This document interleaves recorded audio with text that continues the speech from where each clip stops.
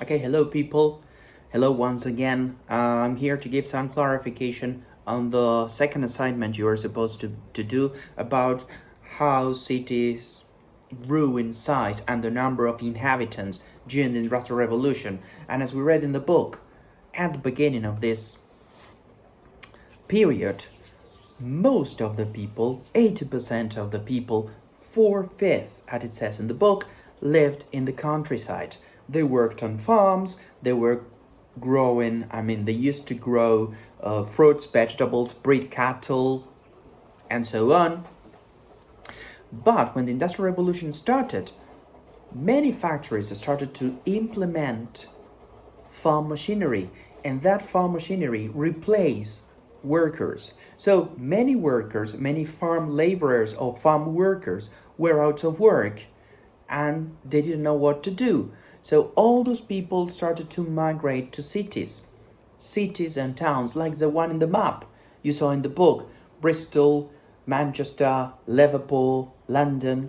They were very attractive because they were starting to set up factories or cotton mills, and those places demanded a large number of laborers, a large number of workers. So most of our people went to cities and towns because they needed a job, and factories demanded a lot of people to work, to produce, to be working all day long, right? In different shifts.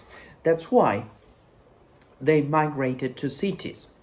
But all that migration to cities were not planned, and cities were not prepared to receive such a large number of people.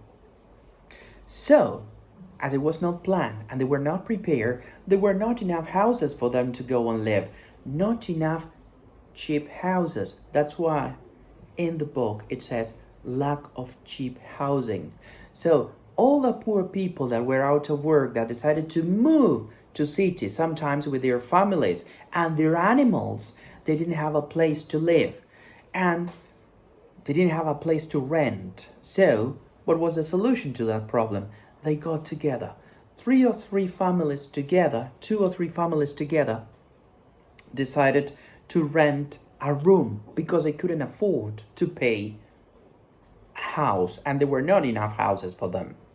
So they ended up living together, sharing a room, a cellar, or a small house, two or three families together with their animals. They used to cook, they used to live, sleep, do all the things in that room. So imagine the conditions, unhygienic conditions, right? The toilets were outside. They were called outside toilet or privies. And imagine there was not sewers, there were not any kind of hygienic conditions. So that meant there was a lot of bacteria, viruses, diseases that spread easily among the population. That's why if you look at the table there, you could see the table in the book. You could see that people died in cities at a very young age because of living conditions. Health was a big issue there. They didn't know much and they were living in so unhygienic conditions that they died very young if they live in cities. So that's the reason why people moved to cities. They were out of work. Salaries were very low, very low. But they were even better in cities than in the country, so they decided to move. And there was a huge demand for people to go and stay there. Services were better in cities. We talk about banking, we talk about hospitals, we talk about services in general, stores. So people decided to move to cities. And that is what happened, okay?